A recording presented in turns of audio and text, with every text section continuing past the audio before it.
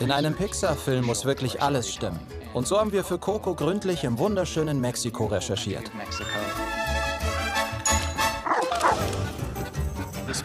Unsere Schauplätze und Figuren sollten sich authentisch anfühlen. Deswegen wollten wir die Kultur Mexikos mit ihren vielen Traditionen persönlich kennenlernen.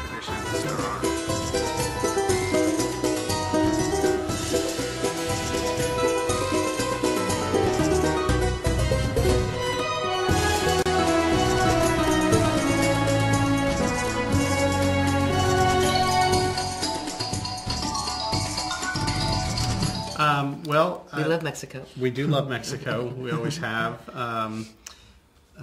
I had always been interested in Dia de Muertos, this beautiful tradition that we've kind of set our story against.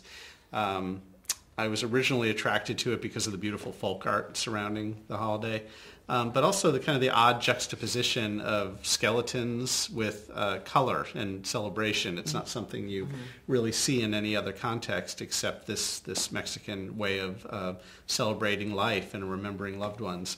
And the more I learned about the holiday, because I've learned a lot more, since I've been making this film, obviously.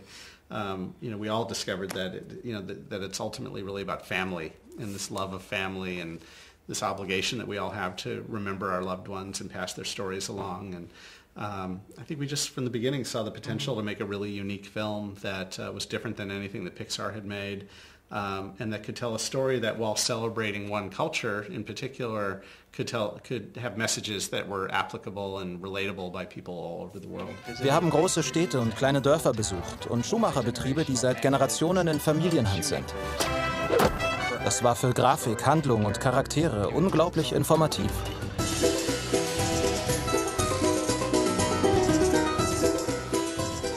I don't know that it was difficult. It was fun. It was fun to, create a land of the living that was very inspired by all the research trips that we went on down to Mexico and some of the very real people and real towns that we visited.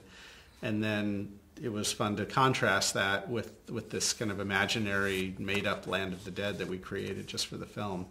Both the land of the living and the land of the dead, we wanted to really reflect and celebrate the beauty of Mexican culture and the beauty of Dia de Muertos, and hopefully we've done a good job at that. It's a huge scope, so it was a lot of work to get it together and strategize to get it up on the screen, but the team was so into it and so excited about it and just wanted to hit it out of the park, and I think they did that.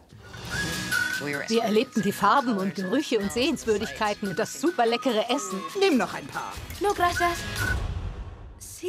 Ich wusste doch, dass du das sagst.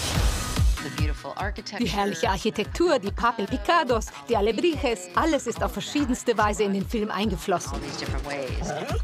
Die Recherchen vor Ort schlugen sich nicht nur im Design, sondern auch in der Handlung nieder, etwa in der Bedeutung von Familie. Unerhört! We spent 6 years making COCO. Yeah. Okay. Darla and I worked on Toy Story 3 together, and that came out in 2010. And it was in 2011 that we first pitched the idea of telling a story set against Dia de Muertos. So we've been working at it nonstop ever since for the past 6 years.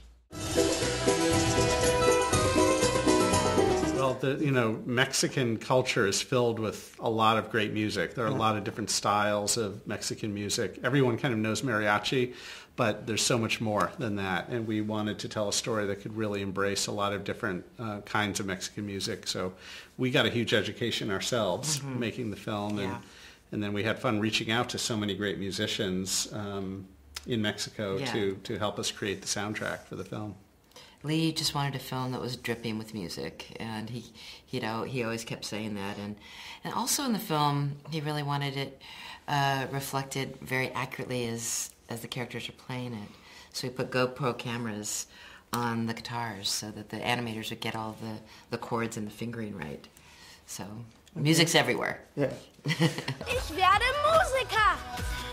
Während die Geschichte Form annahm, merkten wir, dass es im Film mindestens genauso sehr um Musik geht wie um Familie. Die Filmmusik sollte klingen wie aus dieser Welt geboren, mit vielen typischen mexikanischen Instrumenten. Für die Aufnahmen sind Jermaine Franco und Camilo Lara nach Mexico City geflogen. Über 50 Musiker spielten in den verschiedenen Musikrichtungen. Banda, Norteño, Jarocho, Mariachi. Es war fantastisch.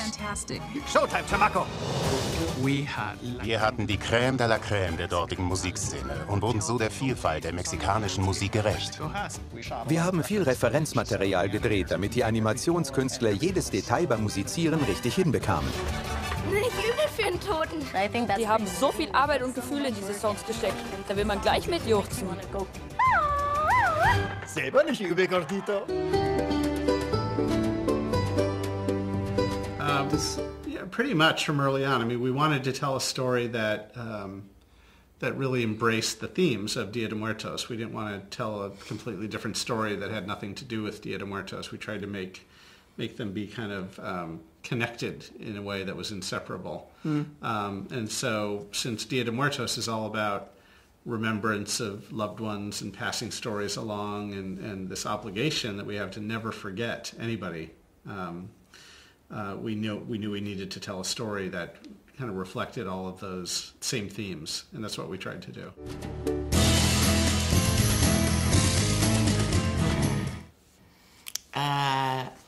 We love them all, of course. I mean, I really love Mama Coco. You know, she's beautiful and important. Yeah, and I love Miguel. He's the main character in the movie. He's in every scene, and yeah, but I love them all. Yeah, good. Ich war sehr angenehm überrascht, wie aufwendig alles für diesen Film vorbereitet und entwickelt wurde. Die Musik, die Farben, die Handlung, die Figuren. Das macht Pixar-Filme so einzigartig. Sie sind für die Ewigkeit. Ich bin ein Glückspilz, dass ich mit so vielen wunderbaren Menschen zusammenarbeiten durfte. Es war ein Traum. Ich konnte Erfahrungen aus meiner eigenen Familie in einen so liebenswerten Film einbringen wie COCO. Ich freue mich darauf, ihn mit der ganzen Welt zu teilen. COCO, lebendiger als das Leben.